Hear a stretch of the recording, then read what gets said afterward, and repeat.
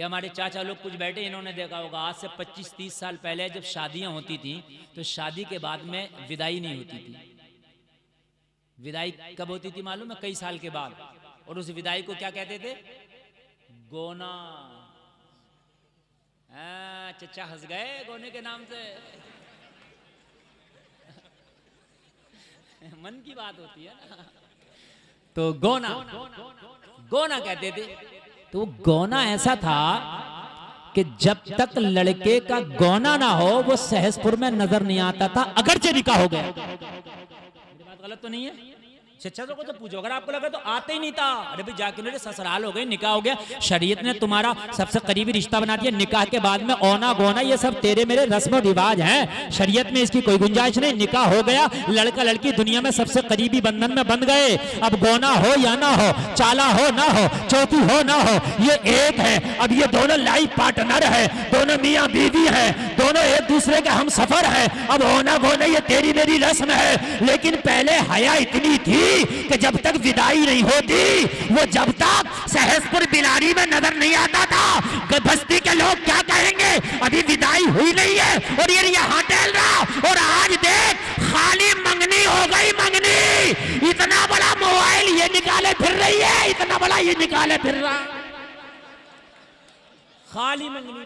ताली नहीं, ताली नहीं, खाली मंगनी पे इतना बड़ा। मेरी बात गलत तो नहीं है ना? बहुत अच्छा मुफ्ती साहब, इतना बड़ा दोनों निकाले। बिल्कुल हक है हजरत, वाह। और मैंने पूछा इस बदमाश भाई से, ये बता इसकी तो अभी शादी ना हुई थी, इसमें मोबाइल कहाँ से आ गया? कहता हजरत वहीं से आया। मैंने कहा कोई लाइसेंस है ये वहां से आया? नहीं बताओ आप मुझे यार। हक है, ये तो अफसोस ऐसे की बात दिखा है। रहा है, ऐसे दिखा रहा है जैसे कोई हंसने बंदूक की बात लाइसेंसी नहीं है। बंदूक होती है। और जलसे में आने वालों कान खोल करके सुनो, हमने तो बारातें भी लौटती देखी है, हमने तो रिश्ते भी टूटते देखे। अगर ये मंगनी टूट गई तो क्या होगा इस मोबाइल का? बहुत अच्छा मुफ्ती साहब, बहुत अच्छा पैगाम है। अभी अच्छा बोला था, जैसे ऐसे बोल रहा था और बढ़ा दो, बढ़ा हुआ था बात। अभी 1 मिनट पीछे अच्छा था। हाँ 1 मिनट पीछे। तुम इनके हाथ को देखे करो ना यार। यार जब अच्छा बोलता है ना तो हाथ देखा करो इनका। ध्यान रखो इंशाल्लाह। हाँ नहीं ये हाथ लगा देते हैं। बहुत अच्छा बोल रहा है, बोलिए। हाँ अच्छा ये भी अच्छा बोल रहा, मैं भी अच्छा बोल रहा हूँ कि नहीं? अल्लाह सलामत रखे आपको। हाँ मेरे भाई अब मुझे आप बताएं, पहले निकाह के बाद में नजर नहीं आ रहा, ये हया थी कि नहीं थी? हैं? अरे बोलो थी कि हया थी कि नहीं, शर्म थी कि नहीं थी? और आज खाली मंगनी की अंगूठी के आ गई, मोबाइल ऐसा धड़ल्ले से चल रहा है, ऐसा चल रहा है कि जैसे गवर्नमेंट ने इसको लाइसेंसी बंदूक का लाइसेंस दे दिया। तुम्हारी पे कोई नहीं है, तुम कहीं जाओ लेके, समझे? और इसमें हम समझते हैं बड़ी बड़ी हमारी वो है, अंगूठी का नाम कोई रिश्ता नहीं है ना। इन उलामा से पूछ लो क्या निकाह में अंगूठी की कोई गुंजाइश है? निकाह में अंगूठी है ही नहीं। ये जो कहते हैं ना लाओ निकाह का छल्ला दो, कहाँ आया निकाह का छल्ला? दिखाओ मुझे कौन सी किताब में निकाह का छल्ला। आज तक निकाह का छल्ला ही नहीं मिल रहा मुझे। और ये जब तक निकाह पढ़ाने वाले को अंदर एंटर नहीं करने देती है जब तक के निकाह का छल्ला ना आ जाए। निकाह का छल्ला लाएगा ना, पहले वो लाओ।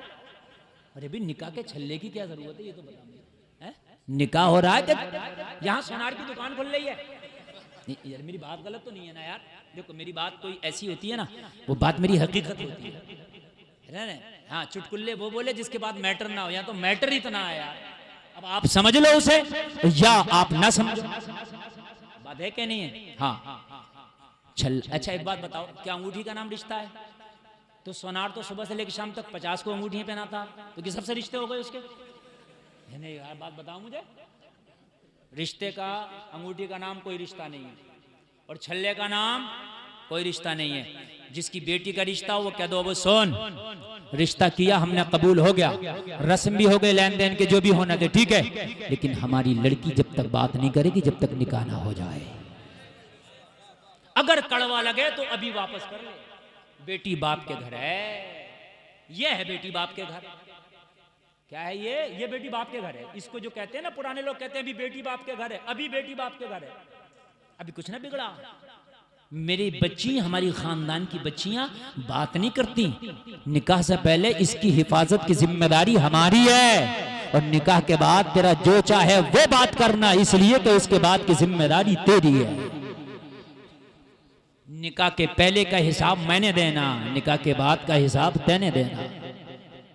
और नौजवानों, तुम भी, तुम्हारे अगर निकाह रिश्ते हो ना और डिमांड भी की जाए तो कह देना हम रिश्ता तो छोड़ सकते हैं, लेकिन हम निकाह से पहले बात नहीं करेंगे। इंशाअल्लाह उस निकाह में बरकत होगी इंशाअल्लाह। अच्छा, एक बात और बताऊं मैं आपको, देखिए निकाह से पहले अगर आपने फ़ोन पे बात कर ली तो खुदा की कसम निकाह की लज्जतों से आप मुकम्मल तरीके से आशना नहीं होगे। इसलिए कि कोई भी चीज़ जब तुम्हारे सामने नहीं आई हो, फिर अचानक तुम्हारे सामने आए तो फिर तुमको उसकी खूबियों का पता चलता है। बात है कि नहीं है? और आप उससे पहले उस चीज़ से आशना हो जाओ, बात कर लो, ये कर लो, वो कर लो, तो वो मुकम्मल तरीके से खुशियाँ आपको हासिल नहीं होंगी। जलसा में आने वालों, फिर वही तकरीर का हिस्सा है कि हया है तो सब कुछ है। बात समझ रहे हैं आप? निकाह में छल्ला, जोड़ा, घोड़ा कोई गुंजाइश, निकाह में सिर्फ 5 चीजें हैं। कितनी है? जोर से बोलो। मैं आजकल बहुत बता रहा हूँ, इसलिए मैं बता रहा हूँ कि जितनी खुराफात निकाह के नाम पर और ताजिए के नाम पर हो रही है, इतनी किसी के नाम पर नहीं है। मेरी बात अगर गलत हो तो आप जायजा ले लें। 2 नामों पे, एक निकाह के नाम पर जितने शादी, डांस पार्टी, जितने कहीं मेहंदी की रस्म, कहीं हल्दी की रस्म, समझ रहे हैं आप, कहीं जूता चुराई, निकाह में चोरी कहां से आ गई भाई? नहीं, बात हो मुझे, आप निकाह में चोरी कहां से आ गई है? बताएं आप मुझे। हक है वाह। निकाह तो सुन्नत है, तो निकाह में चोरी कहां से आ गई?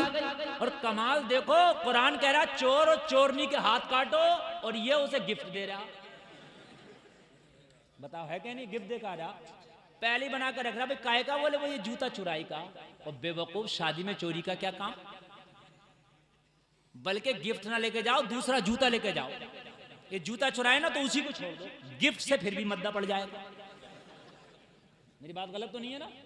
हाँ, चलो होने दो भाई, चोर चल कर चोरी। कितनी करेगी चोरी? अजीब रस्में निकालनी है यार। जो काम की चीज है वो तो नहीं है निकाह में। जो काम की चीज है, सुने अब, सुने आप बात, बहुत हंस रही है आप। जो काम की चीज है उस पर तवज्जो नहीं है, जिसके बगैर निकाह नामुकम्मल है उस पर तो तवज्जो नहीं है। खाली की देखो, चोटिया के लिए चैने बन रही है और फिर उसके भाभी के लिए अंगूठी बन रही है। ये कहीं से कहीं तक जायज नहीं है, जायज नहीं है। उलमा से पूछ लो। ये जो भाभी सुर में लगा रही है, जायज नहीं है। भाभी से पर्दा देवर का, और ये सुरमा लगा रही है। साली का पर्दा, ये जूती चुरा रही है। और हमने रस्म बना लिया कि मौलाना ये तो होता चला आया। अभी कह रहा हालात खराब है। हालात क्यों खराब है? तू खुद ना खराब है। हालात कहां से खराब आ गए? तूने निकाह को बेहयाई का अड्डा बना दिया, तूने बेशर्मी का बाजार बना दिया। ये निकाह था, मेरे मुस्तफा की सुन्नत था। मेरे नबी फरमाते हैं निकाह के बाद आधे ईमान की हिफाजत हो जाती है। और तू ईमान को लेकर डूब रहा। निकाह में 5 चीजें, कितनी है? और जोर से बोले। 5 चीजों का ख्याल रखना, ये 5 होना चाहिए। और इन 5 में की भी अगर 3 ना हो तब भी काम चल जाएगा, लेकिन 2, हाँ 6 चीजें हैं निकाह में। 6 में की अगर 3 ना हो तो काम चल जाएगा, लेकिन 3 होना जरूरी है। समझ रहे हैं आप? हाँ, सुन्नत रह जाएगी लेकिन निकाह फिर भी हो जाएगा। नंबर 1, निकाह के 2 फर्ज हैं। कितने हैं? फर्ज का दर्जा सबसे आला होता है। सबसे आगे किसका दर्जा है? जोर से बोलो। फर्ज, 2 फर्ज है निकाह में। नंबर 1, गवाह का होना। 2 गवाह। कितने गवाह का? ये फर्ज है। गवाह देखो जो शरीयत ने गवाह मांगे हैं। और ये क्या करता? जुम्मे से लेकर जुम्मे तक नमाज पढ़ता है, यानी 8 दिन की गायब रही, दाढ़ी साफ है और बिल्कुल फिटकरी का डेला लगवा के आया है, और इसको वजू गुस्ल याद नहीं है। मुखिया साहब जरा गवाह बन जाओ। मुखिया साहब आ रहे हैं सीना तान के, हाँ भाई हम गवाह। मुखिया साहब गवाह बन गए। अब ये पता नहीं कि मुखिया साहब गवाह के काबिल है कि नहीं है। अच्छा, इमाम मना करे कि मुखिया साहब आप तो गवाह के काबिल नहीं है, हट जाओ, तो मुखिया साहब सुबह को इमाम की छुट्टी कर देंगे, क्योंकि बेचारा ये तो मजबूर है ना। तो फिर तुम्हारी मुंह से ये बात नहीं निकलती क्या भाई मुखिया साहब आप हैं, नंबरदार हैं, चौधरी हैं, बात सही है, लेकिन शरीयत में चौधराहट नहीं चलती, मुखियागिरी नहीं चलती। यहां नामा अमाल के सिक्के चलते हैं। दाढ़ी वाला हो, बाशरा हो, आदिल हो, नेक हो, सच्चा हो, ऐसे को बनाओ जो वक्त पड़े तो दुनिया को ठोकर मारे, गवाही सच्चाई के साथ दे दे। ऐसे को बनाओ गवाह। गवाह का मतलब ही तो ये होता है कि गवाही देकर भी मौका पड़े तो। ये क्या गवाही देगा जिसकी गवाही शरीयत ने कबूल न की हो? आप जिसे देखो गवाह बना दिया, जिसे देखो गवाह बना दिया, जिसे देखो गवाह बना दिया। बीड़ी सूत रहा था बैठा हुआ कुर्सी पे, आज गवाह बन जा। अरे कौन ताली बजा रहा? समझ रहे आप? गवाह बना दिया, रे ऐसे गवाह बना दिया। अगर निकाह करो तो आदाब सुनो। दूल्हा साहब तुम भी बावजू होकर बैठो, दुल्हन साहिबा को भी बावजू होकर बिठाओ। और कितना अच्छा होगा कि काजी भी बावजू हो और गवाहान भी बावजू हो, फिर वो निकाह हो तो खुदा की कसम उसकी बरकतें ही अलग होंगी। रात भर डीजा बजा के आया, रात भर लड़के लड़कियों को नचा के आया, बेहयाई करके आया। यहाँ गवाह ऐसे थे कि जिन्होंने जुमा पढ़ा था, वरना कभी ईद पढ़ लेते हैं कभी, इन्हें तो पता ही नहीं। अगर खाली 3 कलमा इनसे सुन लो तो इन्हें खुद याद नहीं। गवाह साहब को समझ रहे आप?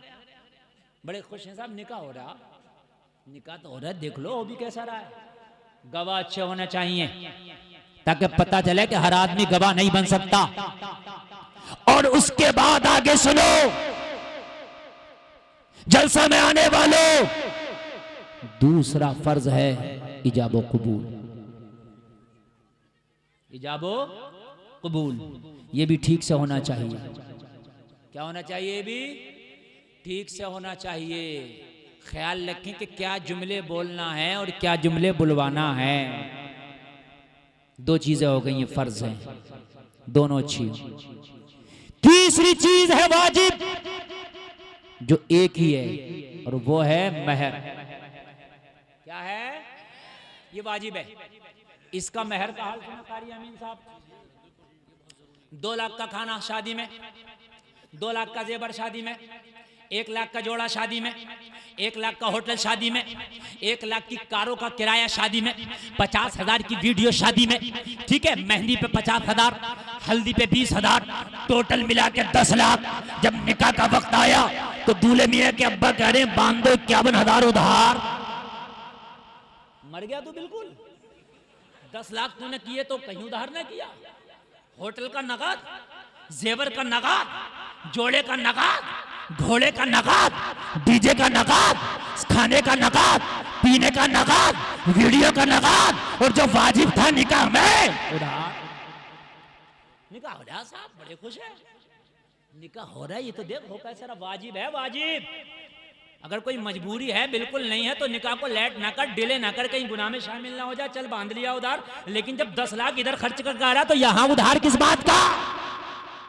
तो बोलो यहां उधार किस बात का?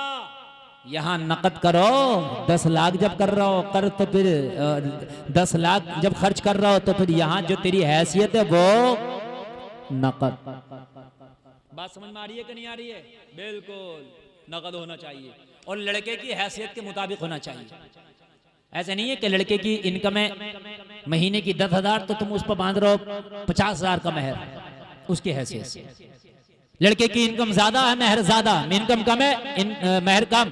हाँ 10 दिरहम से कम ना हो, समझ रहे हैं आप? 10 दिरहम से कम ना हो, बाकी लड़के की हैसियत पे बांध दो। जरूरी है नकद। जोड़े कम ले लो, जेवर कम ले लो, खाना कम कर लो और शौक कम कर लो, लेकिन महर नकद होना चाहिए। समझ में बात आ रही है कि नहीं आ रही है? नौजवानों सुनो, महर नकद होना चाहिए। महर नकद होगा तो तू भी नकद होगा। बहुत से लोगों को मैंने देखा माफी मांगते फिरने कि वो हमारा महर माफ कर दो। अरे भाई कौन सी बात है यार, है? और बहुत से का तो हाल ये हुआ पोती पोता का हो गया, बीवी मर गई, आज तक महर ही ना दे पाया। ऐसा भी हुआ है। हाँ फिर मौलवी के पास जा रहा है वो, हजरत वो महर हमारा ना दिया गया, अब क्या करें? तो अब मौलवी साहब पूछ रहा, जब जिंदा थी जब ही पूछ लेता है, बात है कि नहीं है? अब मरने के बाद इसको मौलवी याद आता है कि हजरत वो महर नहीं दिया मैंने। है अजीब मसला है यार मेरे भाइयों। ये महर जो है उसका हक है, बीवी का क्या है, हक है, अदा किया करो। और ये सब ईमान वाले इन चीजों पे करते हैं। बाकी छुआरा बांटना सुन्नत, खुतबा पढ़ना निकाह में जो पढ़ा जाता सुन्नत, वलीमा करना सुन्नत। लो साहब, सब लड़के वाले पे, लड़की वाले पे तो कुछ है ही नहीं। महर लड़का, वलीमा लड़का, छुआरा लड़का, तीनों लड़के पे है। बड़ी बात है कि नहीं? छुआरा लड़का बांटे, वलीमा लड़का करे, महर लड़का दे। लड़की वाले पे तो कहीं भी कुछ नहीं आया है, मगर यहां पैर रख के गले पे लड़की वाले का दम निकाला जा रहा है। आपको बताएं, मेरे नबी ने हजरत अली का निकाह हजरत फातिमा से फरमाया तो कहा अली महर के लिए क्या है? अर्ज की या रसूल अल्लाह कुछ नहीं, अली के घर में तो शाम को खा लिया, सुबह का नहीं, सुबह को खा लिया तो शाम का नहीं, अभी तो अली के घर के हाल ही है। नबी ने फरमाया फिर महर का इंतजाम करो। अर्ज की आका मेरे पास एक जिरा है, या रसूल अल्लाह मेरे पास एक ऊंट है। नबी ने फरमाया फिर इसी में से किसी को बेचो और फातिमा के महर का इंतजाम करो। यह है महर की हकीकत। जिरा बेच दी और बेचने के बाद रसूलुल्लाह की बारगाह में रकम पेश कर दी। या रसूल अल्लाह ये हजरत फातिमा के महर का इंतजाम कर दिया। जलसे में आने वालों मेरे नबी दर्श दे रहे हैं कि महर की बारी आए, अगर कुछ है तो चाहे वो बेचो, महर का इंतजाम करो, मगर महर नकद दो। जो वाजिब है वो भी खत्म हो गया और जो फर्ज था गवाहान का मामला था वो भी ऐसी हो गया है? उसके बाद में मामला जब बिगड़े तो फिर कहते हैं कि हजरत अब बताइए अब क्या करें? तो अब भाई मौलवी के बस की बात नहीं है, अब तो कोर्ट कचहरी तुम्हें जाना पड़ेगा। अब नहीं है मौलवी के बस की बात। लोगों निकाहों को सीधा करो, निकाहों को अच्छा करो, सच्चा करो। तुम्हारी जो औलाद पैदा होगी ना उसका असर इस पर पड़ेगा इंशाअल्लाह। तेरी औलाद में कोई गाजी होगा, कोई कुरान का कारी होगा, कोई आलिम दीन होगा, कोई गुलाम गौस होगा, और हो सकता है कि तेरी औलादों में फिर से कोई सलाहुद्दीन अयूबी आ जाए। ईमान ईमान ईमान ईमान अगर है तो फिर सिर चढ़ के बोलता है। तुझे कब कामयाबी मिली है? दौलत की बुनियाद पे कहते हो हालात खराब है, हालात खराब है। कब तुझे कामयाबी मिली है? अरे जब क्या रसूलुल्लाह मक्का शरीफ में आए थे क्या हालात अच्छे थे? लोग पत्थर मारते थे, कलमा पढ़ने वालों को दबाया जाता था। क्या रसूलुल्लाह ने जब ऐलान नबूवत किया था तो हालात अच्छे थे? खाने में जहर मिला दिया जाता था, इससे 100 गुना ज्यादा खराब थे हालात। लेकिन जब ईमान है तो खुदा की कसम बद्र में 313 का झंडा बोला था। अरे ईमान बोलता है। और सुन, ये तो बहुत छोटी छोटी बात आज की तुम कर रहे हो कि आज दुनिया के फिरौन जीने नहीं दे रहे। अरे इन फिरौनों की इनकी हकीकत क्या है? अगर अल्लाह चाहेगा तो इन नमरूदों के लिए तो एक मच्छर पैदा कर देगा। एक मच्छर जिस दिन अल्लाह ने इनके लिए पैदा कर दिया, इनका तो काम हो गया। इन नमरूदों से डरने की जरूरत नहीं है, उस रब से डर। तुझे बताऊं ना, फिरौन इतना बड़ा इतना बड़ा इतना बड़ा कि अना रब्बुकुमुल आला के नारे लगवा दिए, कहने लगा मैं खुदा हूं। फिरौन जरा सुने, इधर बिल्कुल आवाज ना आए, जरा सुने मेरी तकरीर, सुनते नहीं जरा, मैं खुदा हूं। जब फिरौन ने खुदाई का दावा किया ना तो जरा गौर करें, फिरौन के खुदाई के दावे को कुचलने के लिए अल्लाह अल्लाह अल्लाह ने क्या किया। फिरौन के घर में जो एक कनीज रहती थी, जो उसकी खादमा थी, अल्लाह ने उसे ईमान से सरफराज कर दिया। सुभान अल्लाह सुभान अल्लाह। कहा फिरौन खुदाई का दावा करता तू इस कनीज की जबान बंद नहीं करा सकेगा। अल्लाह ने ईमान की दौलत से सरफराज कर दिया। फिरौन को पता नहीं कि ये साहिब ईमान हो गई। फिरौन को पता नहीं ये मुझे खुदा नहीं मानती, किसी और को खुदा मानती है। फिरौन को पता नहीं। एक दिन फिरौन की बेटी के सर में ये कंघी कर रही है। कंघी जानते हैं ना, बालों में कंघा करना। कंघी गिर गई, कंघी गिरी, कनीज ने बिस्मिल्लाह पढ़ के कंघी को उठा लिया। जरा बोलो सुभान अल्लाह। फिरौन की बेटी बोली क्या मतलब, हमारे ही महल में रह के मेरे बाबा को खुदा नहीं मानती? कहने लगी मैं तेरे बाबा को खुदा नहीं मानती, मैं उसको खुदा मानती हूँ जिसने तेरे बाबा को पैदा किया है। हाय हाय हाय, कहने लगी इतनी चर्ब ज़बान, इतनी जुर्रत, इतनी ताकत, तुझे पता नहीं है मेरे बाबा का दबदबा? कहा तेरे बाबा जैसे 1000 ठोकर पे रहते हैं, मेरा खुदा ये नहीं है, मेरा खुदा वो है जिसने तेरे फिरौन को पैदा किया। अब बच्ची तो वो तो गुस्से में आई, जलाल में आई, फिरौन के पास पहुंची, बोली तुझे पता है तेरी आस्तीन में सांप पल रहा है? कहा कौन? कहा जिस कनीज को मेरी खिदमत पे मामूर किया है वो तुझे नहीं मानती, वो किसी और को मानती है, उसका कोई अल्लाह और है। कहने लगा अच्छा इतनी जुर्रत? अरे कहा जुर्रत तो जुर्रत, वो तो बबांगे तो हल कहती है, हाँ नहीं मानती। फिरौन कहता कोई गलत फहमी हुई होगी। कहा नहीं नहीं, बुला के पूछ ले। बुलाया गया, कनीज है कनीज, नौकरानी। अरे तुम्हें तो अल्लाह ने आजाद किया यार, और फिर भी कहते हो कि हालात खराब हैं। हम खुद खराब हैं, खुदा की कसम, जिस दिन हम सही हो गए ना उस दिन देखना कि हालात कैसे अच्छे होंगे। जिस दिन हम सुधर गए, जिस दिन हम बदल गए। हमारे पड़ोसी मुल्क से आवाज आई थी, जो मुल्क सिर्फ कलमा ला इलाहा इल्लल्लाह की बुनियाद पे बना था कि मेरा जिस्म मेरी मर्जी, और पूरी दुनिया के किसी मुल्क से आवाज नहीं आई। कुछ साल पहले धरना प्रदर्शन किया था, कुछ औरतों ने कहा था मेरा जिस्म मेरी मर्जी। पड़ोसी मुल्क से ये आवाज आई थी। अमेरिका से आई होती तो सब्र होता, लंदन और बर्तानिया से आई होती तो सब्र होता, गोरों के यहां से आई होती तो सब्र होता, लेकिन ये आवाज आई थी उस मुल्क से जो सिर्फ कलमा ला इलाहा इल्लल्लाह की बुनियाद पे बना था, मेरा जिस्म मेरी मर्जी। मैंने उस वक्त कहा था मेरी बहन जिस्म तेरा है, मर्जी खुदा की। अगर अल्लाह भी एक दिमाग की नस को बंद कर देना तो हाथ काम करना अभी बंद कर देगा, पैर काम करना अभी बंद कर देगा, मुंह टेढ़ा हो जाएगा, जबान गूंगी हो जाएगी, पड़ी पड़ी दूसरे की मोहताज हो जाओगी। पता नहीं, जिस्म तेरा है, मर्जी खुदा की है। जो रब चाहेगा वो होगा, जो मेरा मौला चाहेगा वो होगा, जो मेरा खुदा चाहेगा वो होगा। फिरौन ने तलब कर लिया। क्या कर लिया फिरौन ने? तलब। मेरी तकरीर का उन्वान ये है, कामयाबी के लिए ईमान जरूरी है। अगर ईमान है तो अल्लाह तुम्हारी कामयाबियों के जिम्मे लेता है। सुभान अल्लाह बोलो यार जरा। अल्लाह तुम्हारी कामयाबियों की जमानत लेता है अगर तुम्हारे पास ईमान है। अब ये देखना तुझे है कि ईमान मजबूत कितना है, ये देखना तुझे है ईमान। ये वाला नहीं होना चाहिए कि रमजान आया तो टोपी सर पे आ गई और रमजान गया तो टोपी ताक में चली गई ना, ये वाला नहीं होना चाहिए। ईमान ये वाला होना चाहिए कि रमजान आए या रमजान जाए, मस्जिद में तो आना जाना लगा रहेगा इंशाअल्लाह। बोलो इंशाअल्लाह। और नौजवानों में तो आजकल एक बात बहुत कह रहा हूं और आज भी आपसे कह रहा हूं, अब तुम टोपियां ओढ़ना शुरू कर दो। इसलिए कि तुमने टोपियां ओढ़ना बंद कर दी ना तो लोग टोपी वालों को अब शक से देख रहे हैं। तुम टोपियां ओढ़ो, कितनी शक से देखेंगे ताकि उनके शक ही खत्म हो जाएं, तुम्हारी इतनी टोपियां नजर आए। और तुम्हारा आधार कार्ड है यार, तुम्हारी टोपी। अल्लाह ना करे अगर कहीं तुम्हारा इंतकाल हो गया ना तो तुम्हारी टोपी ही देख के तुम्हें इस्लाम की रस्म और रीत के मुताबिक दफना दिया जाएगा।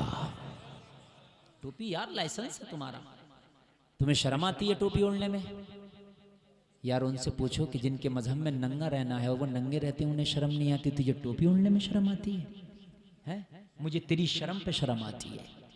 नौजवानों, टोपियां तुम्हारी पहचान है, बोल के निकला करो। नमाज का वक्त हो जाए नमाज पढ़ा करो, दुनिया के काम को ताला लगा दो। पहले मैंने नमाज पढ़ना। क्या करना? मैंने नमाज पढ़ना। इंशाअल्लाह नमाज पढ़ने के बाद जो रोजी हासिल करेगा ना तो उस रोजी की बरकतें ही अलग होंगी, अलग होंगी उसकी बरकत। मदद खुदा करता है। भाई जरा तवज्जो करना, मदद खुदा करता है। फिरौन ने बुलाया खादमा को, कनीज को बुलाया, कहा मैंने सुना तू मुझे खुदा नहीं मानती। कहा तूने अब तक सुना है, अब देख ले तुझे नहीं मानती। कहने लगा कब से? कहा जब से उस रब का करम हुआ तब से। मुझे खुदा ना मानने का मतलब पता है क्या है? कहने लगा मौत। कहने लगी तू जानता नहीं, मौत और जिंदगी मेरे रब के हाथ में है।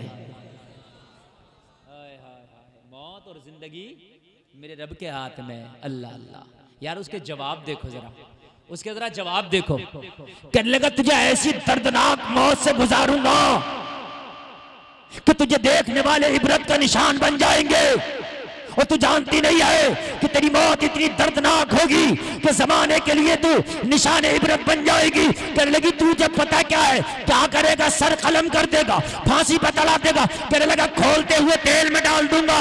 कहने लगी काय से खोलाएगा, कहने लगा आग से। कहने लगा तू आग का मोहताज है तेल खोलाने के लिए, मेरा रब तो वो है बिना आग के भी गर्मी पैदा कर देता है। बोलो करता है कि नहीं करता है, बिना आग के भी, और ठंडक पैदा कर देता है बिना आइस के भी है। अभी रात है ठंडी है, दिन आएगा गर्म हो जाएगा, और बड़ी बड़ी गर्मियों को वो ठंडी में बदल देता है। अभी दिन में 2 बजे के टाइम गर्मी हो रही है, अब सूरज तेज निकल रहा है, लेकिन अगर 5 मिनट पश्चिमी हवाएं चल जाएं और बारिश पड़ जाए, ऊपर से ओलाबारी हो जाए, तो आप देखना चादर की जरूरत पड़ जाएगी। ये 5 मिनट में इस गर्मी को ठंडक में किसने बदला? जोर से बोलो। एसी की ताकत थी कि बदल देती? पूरे सहसपुर बिलाड़ी को ठंडा करने के लिए 1 लाख एसियां लगेंगी, फिर भी गर्म रहकर गर्म ही रहेगा। दिल्ली में करोड़ों एसियां होंगी मेरे हिसाब से, मगर दिल्ली है गर्म का गर्म ही। मेरी बात गलत तो नहीं? आप जिस रोड पे निकलो गर्मी है। तो मैंने कहा कंपनी वालों तो भाई 1 करोड़ एसियां क्या कर रही हैं, दिल्ली ठंडा क्यों नहीं? कहा मौलाना कमरे की गारंटी है, पूरी दिल्ली की गारंटी नहीं है। जितने में लगाए हो उतने में दरवाजा बंद करोगे तब है गारंटी, दरवाजा खुला रह गया तो वो भी नहीं है। बात है क्या नहीं है? मैंने कहा 1 करोड़ हो के भी एक दिल्ली को ठंडा ना कर सका, मेरा रब वो है 5 मिनट में,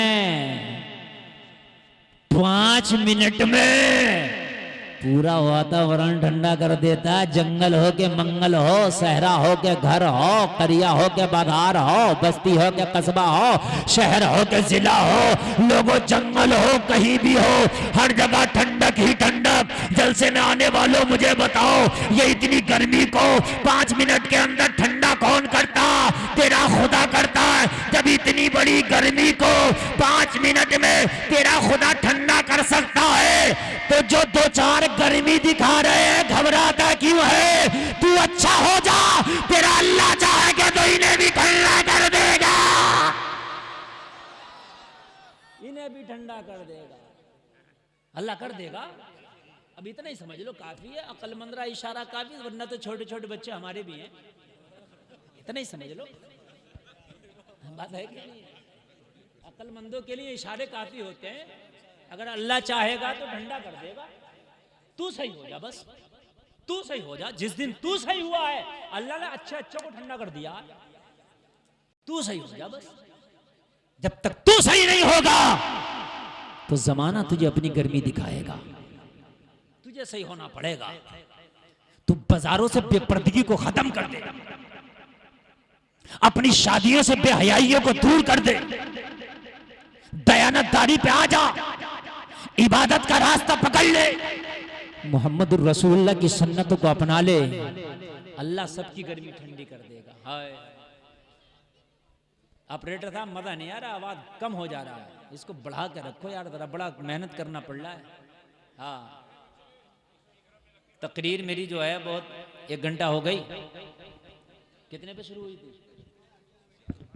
11 बजे। 11 बजे तकरीर शुरू हुई थी, 1.5 घंटा हो गई। 1.5 घंटा। अरे मैंने तो अब हिसाब लगाया। अरे कारी साहब यकीनन अब हिसाब लगाया। वो हमारा ये एलची सो रहा है तो 1.5 घंटा। अबे जरा जाग के देखो कि घंटा कितना पहुंच रहा है।